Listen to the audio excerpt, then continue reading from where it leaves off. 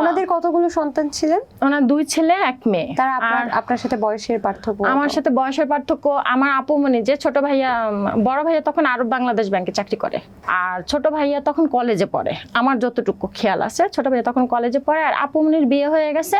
আপু মনি নিজের মুখে স্বীকার করে যে আমি বিয়ের পরে আয়সা দেখছি তোরে আনছে, কিন্তু কোথা থেকে আনছে আমি তা জানি না। এটা তো পরবর্তীতে জানলেন। জি জি। আমি একটু ঘটনার ধারাবাহিকতায় চলতে চাই যে আপনি ছোট থেকে মার খেয়ে খেয়ে বড় হচ্ছেন, এবং আপনার ক্ষেত্রে কাজ করানো বা বার্ষিক কাজের, আমি এটা বলবো না যে আমার কাজ করাইছে, হালকা পাতলা যেমন মনে করেন বিছনা করা বা ফার্নিচার মোছা, টুকটাক।